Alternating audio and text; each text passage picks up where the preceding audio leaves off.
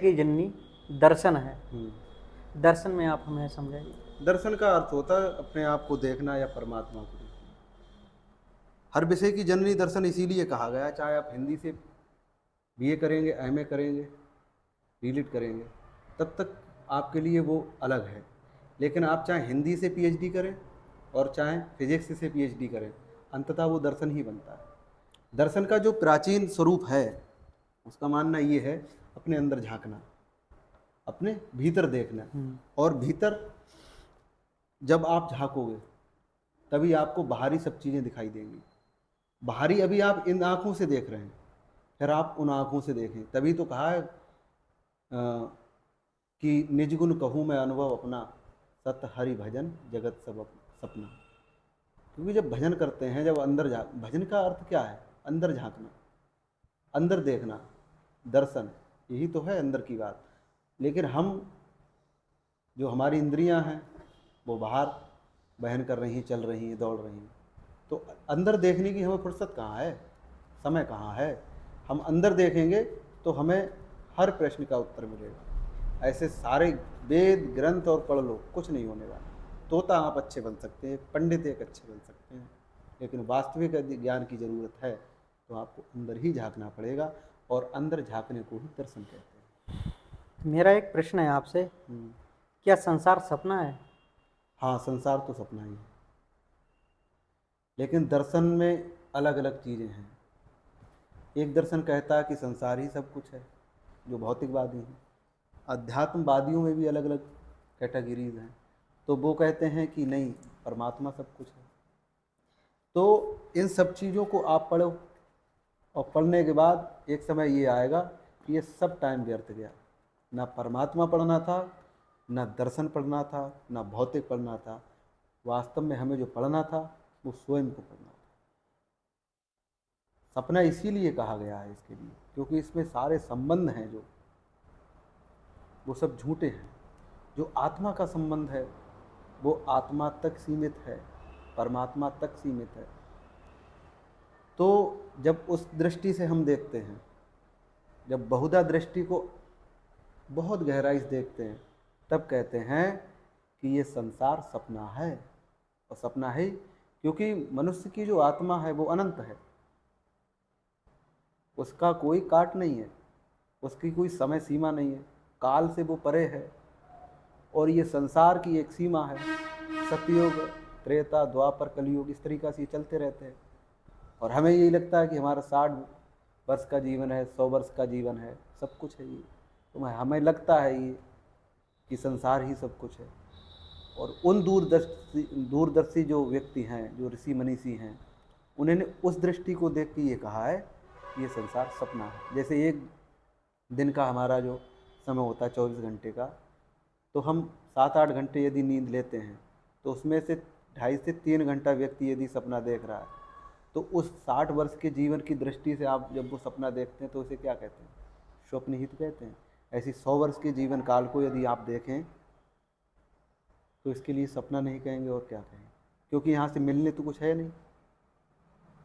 और वो जो सपना होता है उसमें भी कुछ मिलने से रहा, और इसमें भी कुछ नहीं मिलता है, और लड़ाई झंझावात सब इसी में रहते हैं। तो इस दृष्टिकोण से कहा है जगत सपना है।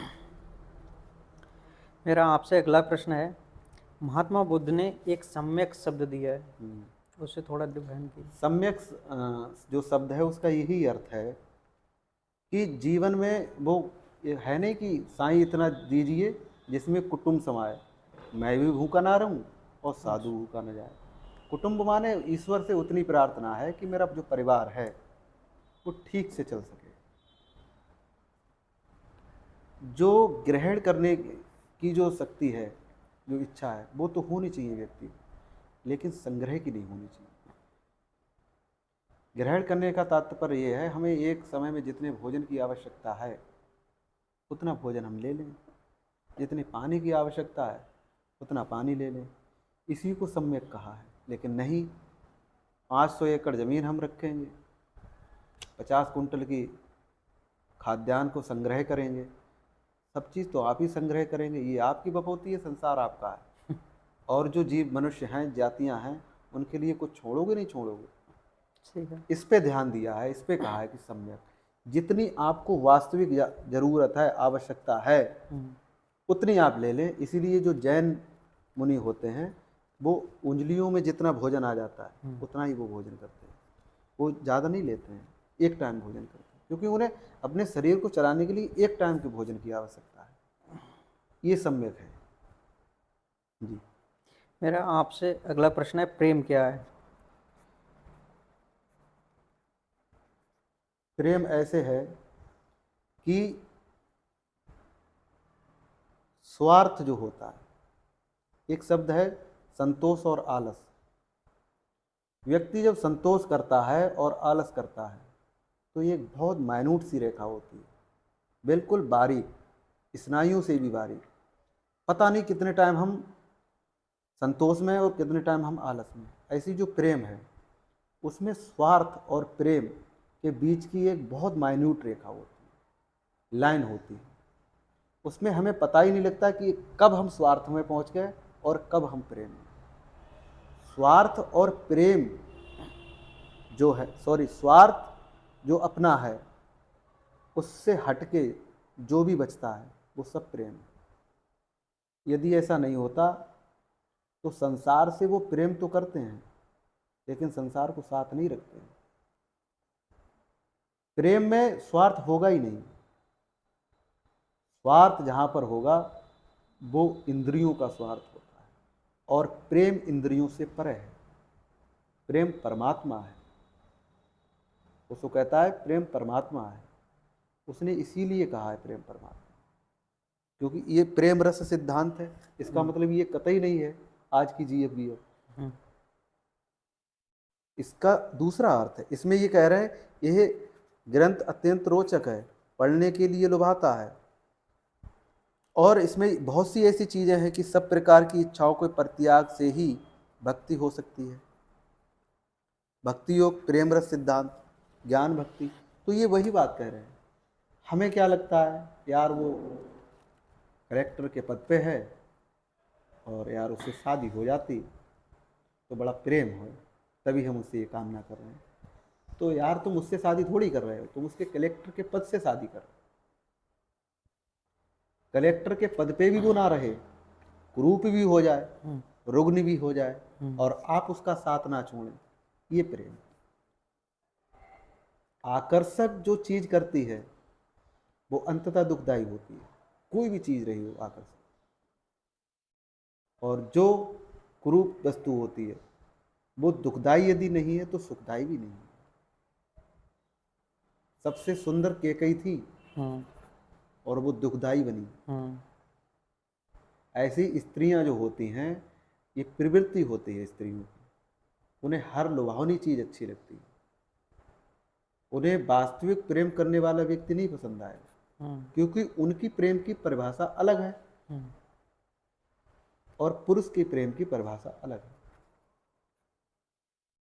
तो जो प्रेम है वो वास्तविक यही है कि जो स्वार्थ से हट गया, जो स्वार्थ विहीन है, जो स्वार्थ रहित है, जो इंद्रियों के सुख से अलग है, वो प्रेम।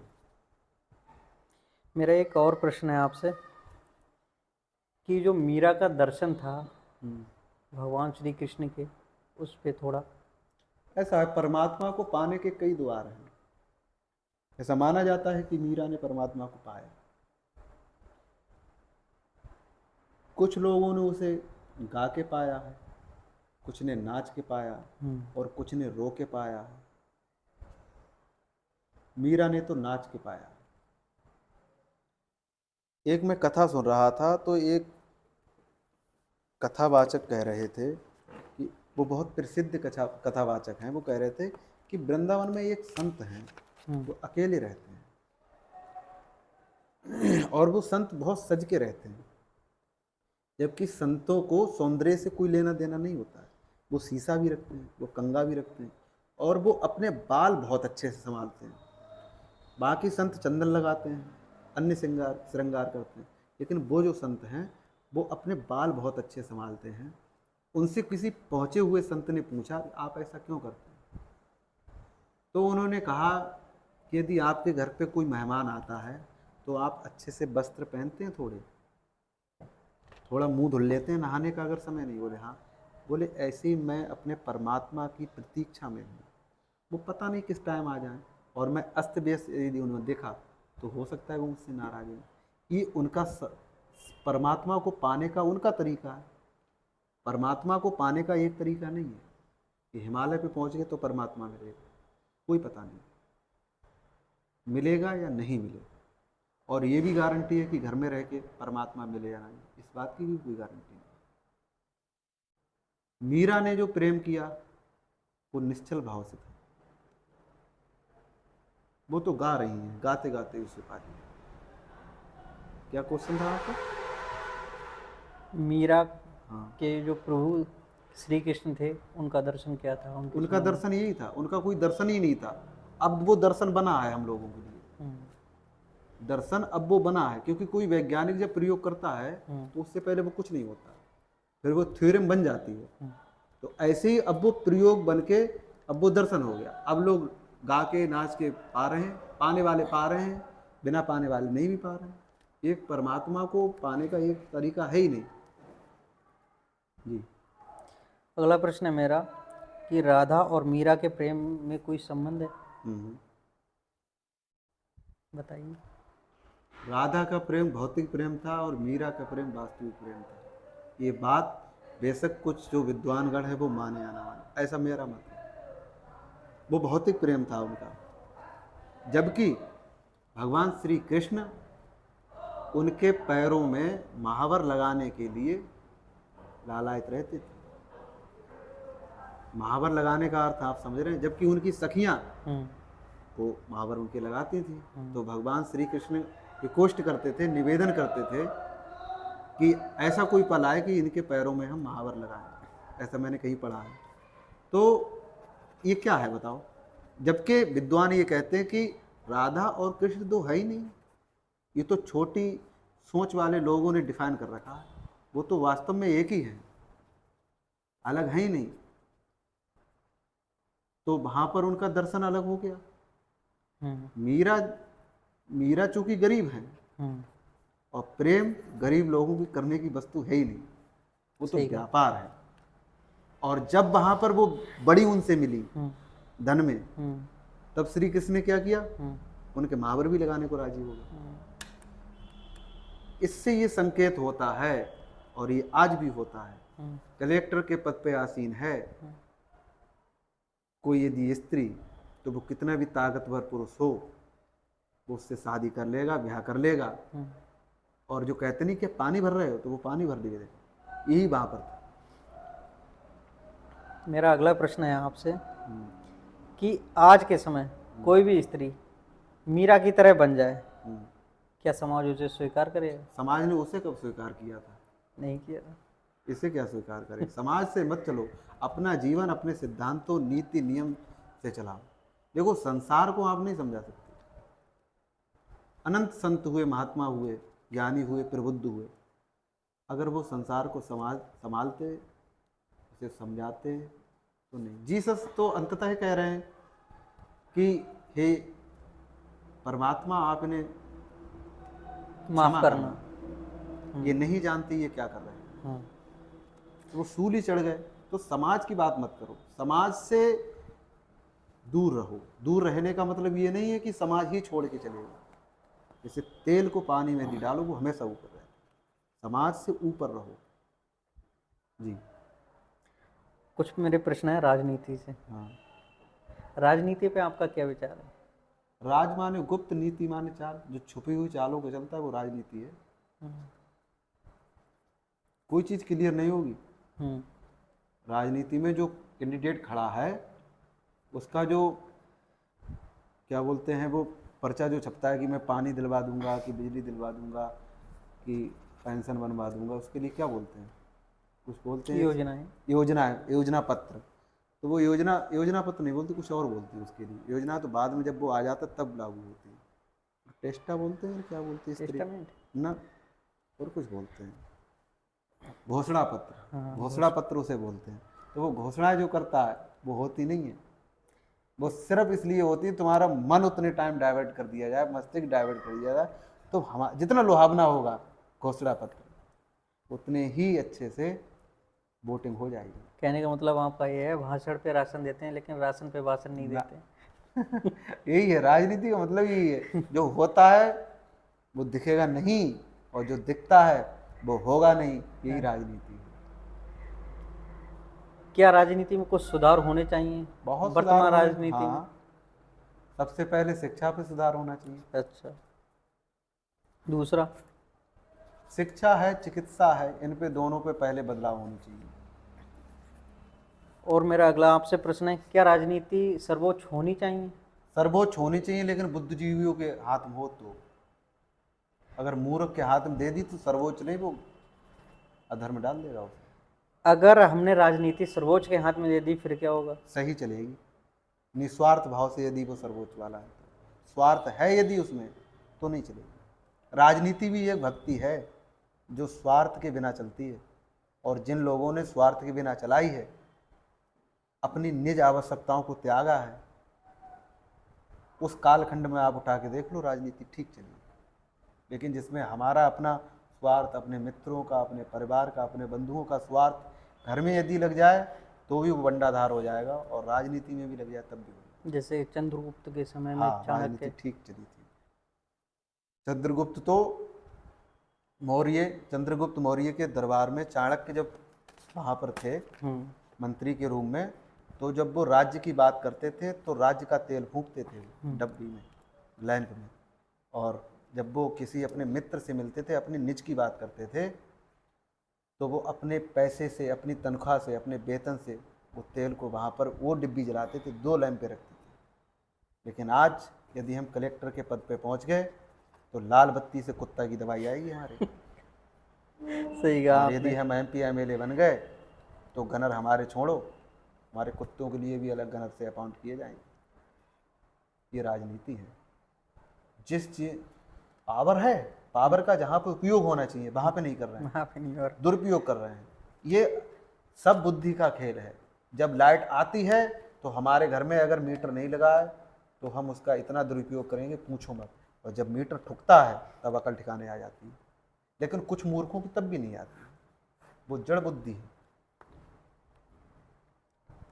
एक प्रश्न है मेरा आपसे, कुछ भूमि भारत की चीन ने अपना आधिपत्य जमा रखा है, क्या उस पे सरकार को कुछ सोचना चाहिए? बिल्कुल सोचना चाहिए।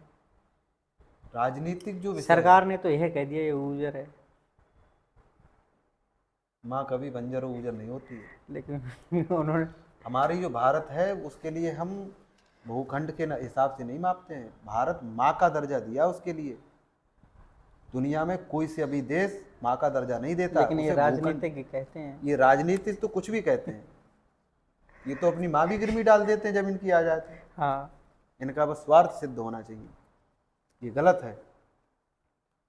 भूमि नहीं है भारत, भारत भूमि हो ही नहीं सकता। सही कहा आपने। भारत भूमि उन लोगों के लिए है जो लोग इस पे आक्रमण करना चाहते हैं। भारत एक जीवंत सत्ता है जो अनंत काल से चलती है और अनंत काल तक चलेगी। भारत भावनाओं का देश है। भारत ये नहीं है ये रेखा खींच दी यहाँ से, उधर का पाकिस्तान हो गया, इधर का हिंदुस्तान, इधर का चीन, इधर का बांग्लादेश, नहीं। जो है वो है। भारत की यदि 1 भी इंच की कोई ज़मीन लेता है तो पहली बात हमारे कुछ स्वार्थ होंगे, तब उसने हम पे हमला किया। आप एक चीज़ बताएं, यदि मैं आपसे आज 10,000 रुपये ले लेता हूँ तो क्या मैं आपसे दमूंगा नहीं? लेकिन मेरा कोई स्वार्थ ऐसा रहा होगा जो सिद्ध नहीं हो रहा है, मैंने आपसे वो पैसे लिए होंगे, तो हो सकता है आप मेरे घर पे हमला करें, ठीक है। मेरे गाड़ी कोठी बंगला पे हमला करें। क्यों? मैं वो पैसे नहीं दे रहा हूँ। ऐसा ही कुछ स्वार्थ रहा होगा जो चीन ने आक्रमण किया, चीन ने उस भूमि को अपने में अधिग्रहण कर लिया, मिला लिया। इस पे विचार करना चाहिए, उसका कुछ लेन देन है उसे निपटाना चाहिए, और उस भूखंड को जो मानते हैं वो उसे इससे हटा के अपने भारत में मिलाना चाहिए। अपने भारत का वो हिस्सा है ही, उसे क्या दिक्कत। आपने छोटे छोटे प्रश्न रखे थे। शिक्षा, शिक्षा में क्या सुधार होना चाहिए? शिक्षा देखो, शिक्षा और विद्या में अंतर होता है। हमें ये लगता है जो शिक्षा है वही विद्या है। शिक्षा सिर्फ हमारे लिए कुछ नहीं कर सकती है, रोजगार दे सकती है, लेकिन विद्या वह है जो हमारे लिए बंधन से खोले, और वो बंधन चाहे आत्मा का हो, और चाहे राज्य का हो, और चाहे समाज का हो, चाहे राष्ट्र का हो। अध्यात्म इस पे बहुत जोर देता है, बंधन रहित रहो। लेकिन बंधन और मर्यादाओं को लोग एक मान लेते हैं, जबकि बंधन और मर्यादाएं दो अलग चीजें। यदि कोई पिता अपने पुत्र से कहता है बेटा रात के 12 बजे घूमने मत जाया करो, तो वो बंधन नहीं है, वो मर्यादित कर रहा है आपको। लेकिन आपको लग रहा है कि ये पिता तो हमारे यार ऐसे ही कहते रहते हैं, इन्हें तो तमीज नहीं है, इन्हें दुनिया नहीं देखी, रात के 12 बजे दुनिया के लौंडे घूम रहे हैं, हम क्यों नहीं घूमें।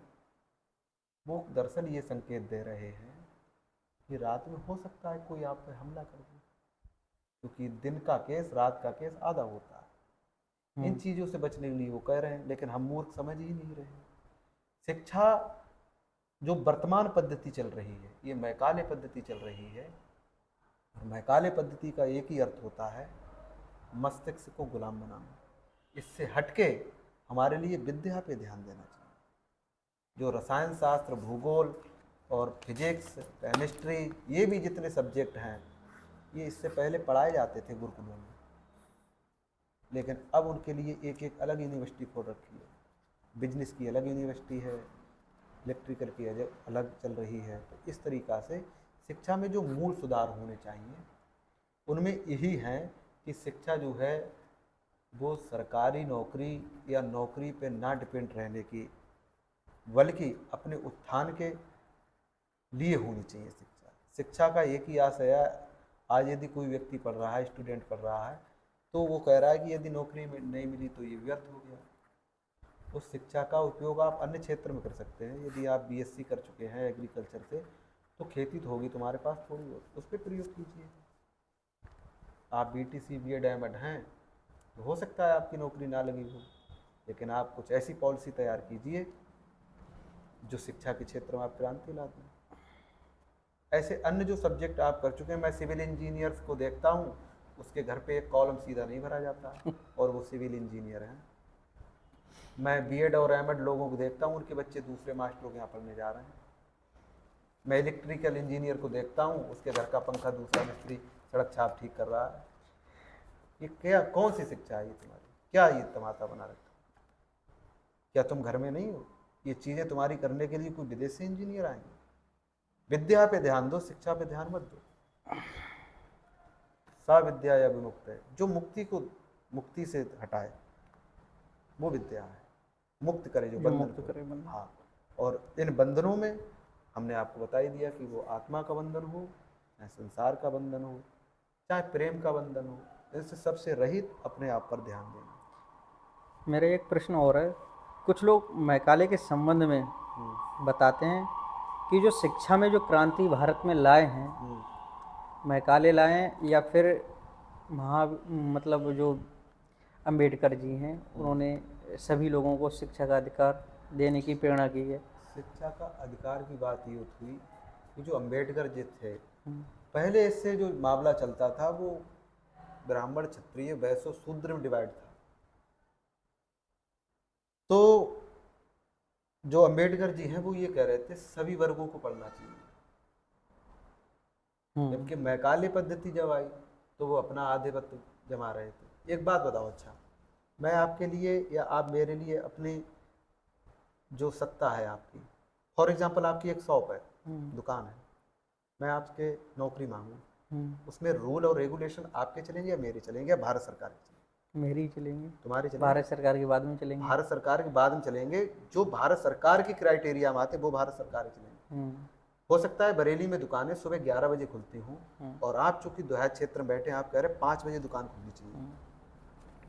तो ये आपकी प्राथमिकता रही या भारत सरकार की? यही वो चीज़ है। मैकाले शिक्षा लाया जरूर, उसने शिक्षा को अपनी तरह से डिफाइन किया, अपनी तरह से उसने बांधा शिक्षा के जाल में, क्योंकि उसे काम अपने आप से लेना है ना, अपनी सत्ता का काम आपसे कराना है ना।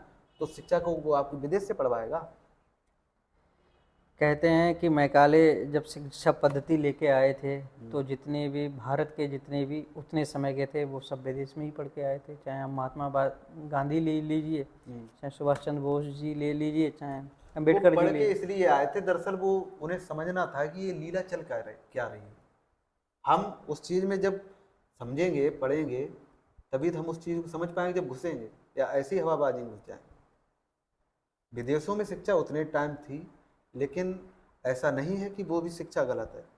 शिक्षा में हर राज्य की अभी भी शिक्षा अलग है, हर देश की अलग शिक्षा है, इसीलिए क्योंकि वो अपने राजतंत्र को किस तरीका से चलाना चाहते हैं, वो इस तरीका का सिलेबस और पुस्तकें छापते हैं। विद्या बात कर रही है मुक्ति की, तो वो ग्रंथ पढ़ा रहे हैं, वो नहीं आपके लिए एनसीईआरटी पढ़वा रहे हैं। लेकिन जब राजतंत्र की बात आएगी तो वो एनसीईआरटी पढ़वाएंगे। ये चीज है, यही तो शिक्षा और विद्या में अंतर है। शिक्षा बांधती है, विद्या बंधन से खोलती है। कुछ लोग कहते हैं कि मैकाले जो शिक्षा तब से आई तब से सबसे ज़्यादा विरोध हुआ और क्रांतियाँ आई किस चीज का? लोगों से।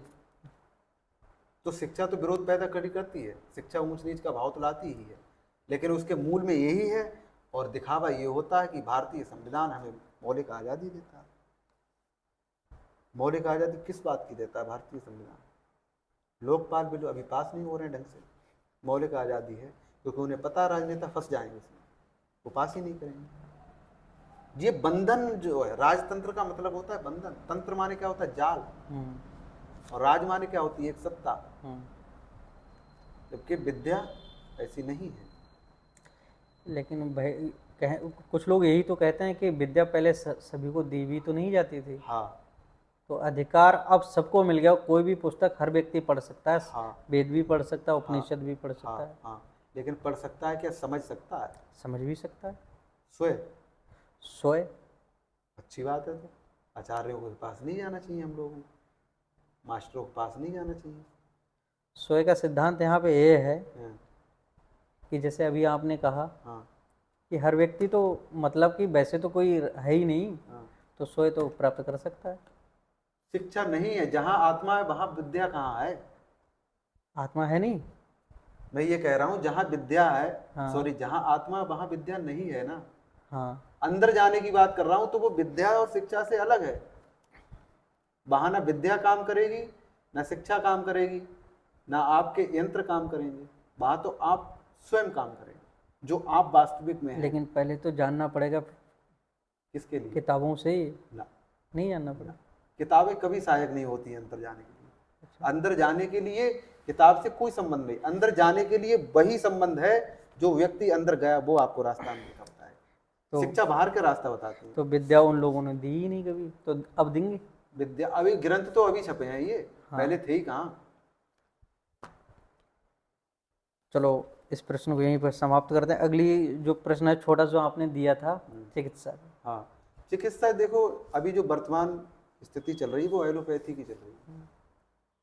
पहले जो था वो आयुर्वेद था। आयुर्वेद का यही अपना सिद्धांत है। देखो, ये जो आयुर्वेदी है ना, ये पहले बीमारियों को खड़ी करती है, फिर उसका इलाज करती है। और आयुर्वेद कहता है हम बीमारी खड़ी ही नहीं करने देंगे जिसका हम इलाज करें। बस इतना अंतर है। उनके सिद्धांतों पर चलोगे तो बीमार ही नहीं पड़ोगे, मृत्यु तो सबकी आनी है। आपने एक प्रश्न का उत्तर दिया था कि हर क्षेत्र में सर्वोच्च को ऊपर होना चाहिए। सर्वोच्च को ऊपर होना चाहिए मतलब कि जैसे राजनीति में भी सर्वोच्च को ऊपर होना चाहिए। कुछ लोग कहते हैं कि महात्मा बुद्ध के समय में मैंने ये कहा था जो स्वार्थ रहित है वो सर्वोच्च पे होना चाहिए। हाँ, स्वार्थ रहित सर्वोच्च सर्वोच्च पे होना बिठा दो, चाहिए। वो गलत नहीं करेंगे। ठीक है। लेकिन कुछ समय ऐसा आता है स्वार्थ रहित जो व्यक्ति होते हैं, अकाल भी वहाँ पड़ सकता है। पड़ता है। हाँ। क्योंकि पूरी दृष्टि जब एक ही तरफ चली जाएगी तो संभावना सारी घट सकती है। तो स्वार्थ का अर्थ क्या है? स्वयं माने अपना, अर्थ माने निहित। जो अपने धन की बात करे, अपने लिए बात करे, वो स्वार्थ है ना। जो दूसरे के लिए बात करे तो अकाल की बात कैसी पड़ सकती है? आज मेरे पास एक रोटी है और मैं स्वयं उसे खाना चाह रहा हूं, लेकिन मैं वो रोटी पहले ही आपको दे रहा हूं, अकाल कहां पड़ेगा? अकाल तो एक प्राकृतिक दिक्कत है ना। अकाल प्राकृतिक आपदा है। मानवकृत कहाँ है? मानव तो उसमें लगा के अपनी बुद्धि तब उसके लिए खड़ा करता है। अब तुम रेफ्रिजरेटर चला रहे, पूरी दुनिया कह रही प्लग गर्मी बढ़ रही, गर्मी बढ़ रही है, लेकिन तुम नहीं मानोगे तो अकाल तो पड़ेगा। फिर तुम चीखते चिल्लाते घूमोगे, उससे हल क्या नहीं कर रहा।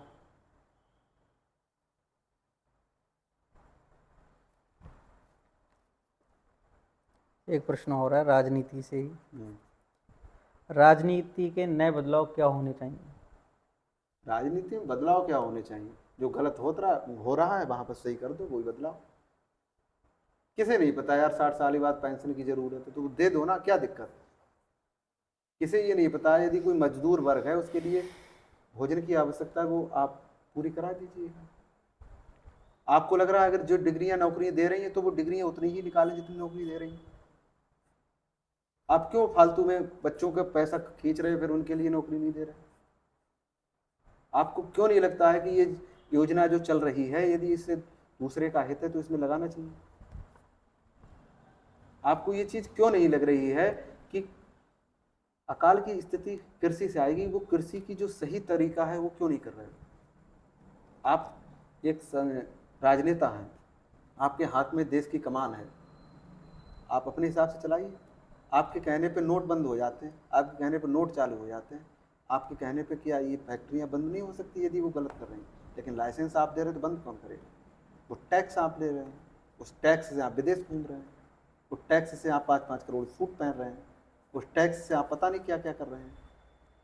लाल बहादुर शास्त्री से पूछिए, फटा हुआ कुर्ता पहन के विदेश चले जाते हैं, उन्हें नहीं लगता क्या?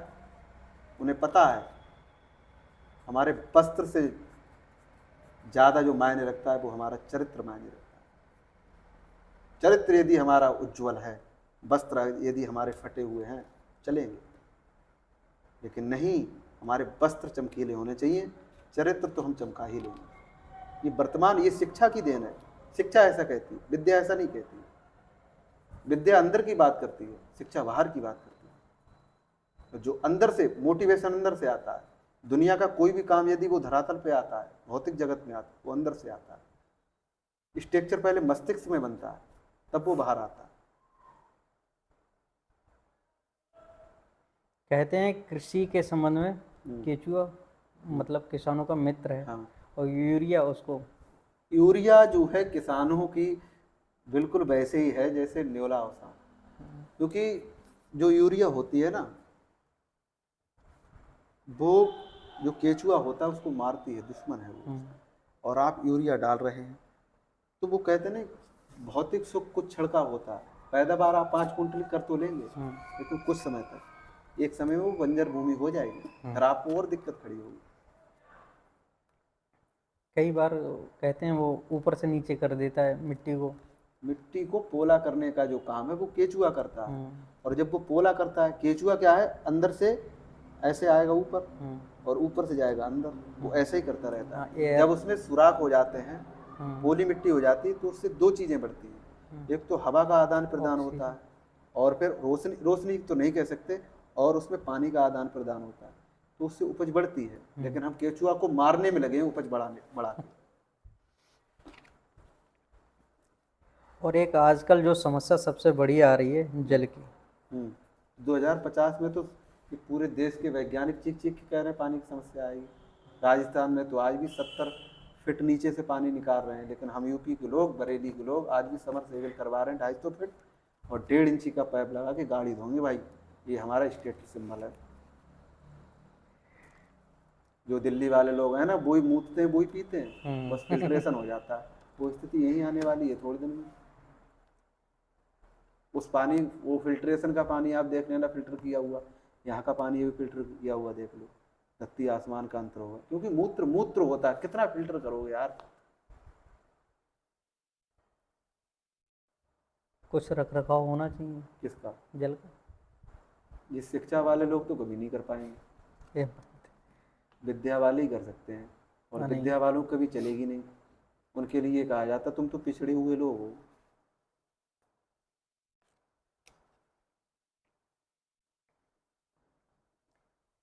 और एक प्रश्न है राजनीति से,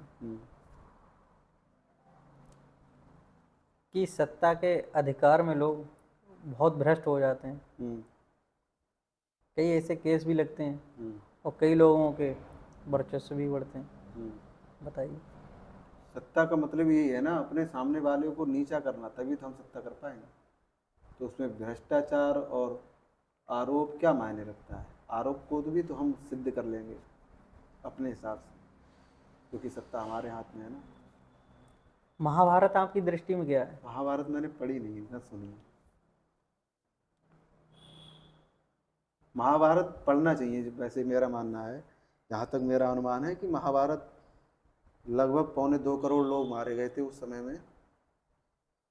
तो महाभारत एक अच्छे राजनेता बनने के लिए पढ़नी चाहिए। और एक अच्छा राजनेता यदि बनना है, क्योंकि उसमें भी यही लीलाएं हुई थी जो आजकल हो रही हैं, इसी का वो सूचक है। तो महाभारत पढ़ना चाहिए, अच्छी चीज़ है। वही बात है कि सकल पदार्थ है जगमाही, कर्महीन नर पावत नाहीं। तो जो व्यक्ति उसमें से कुछ ऐसे भी तो और सिद्धांत खंड आए होंगे जिससे देश का उत्थान होगा, राज्य का उत्थान होगा, और ऐसे भी खंड काल आए होंगे, कहानियाँ होंगी जो अधरित ओर ले जाएगी, पतन की ओर ले जाएगी। तो जैसी जिसकी वृत्ति होगी वो उस महाभारत में वही चीज़ निकालेगी। ऐसे संसार में तो हर चीज़ है, जैसे जिस चीज़ की ज़रूरत होती वो निकाल लेता है। पानी की ज़रूरत होती पृथ्वी से तो पानी निकालता है, जैसे कोयला की ज़रूरत होती वो कोयला निकालता है, जैसे हीरा की ज़रूरत होती है वो हीरा निकालता है। ऐसे ये महाभारत है। आध्यात्मिक दृष्टि से पढ़ोगे तो आध्यात्मिक चीज़ें निकलेंगी, राजनीतिक दृष्टि से पढ़ोगे राजनीतिक चीज़ें निकलेंगी, व्यभिचार की दृष्टि से पढ़ोगे तो व्यभिचार का भी वर्णन होगा इसमें, वो चीज़ निकलेगी। धन्यवाद। बहुत थैंक बहुत यू। आप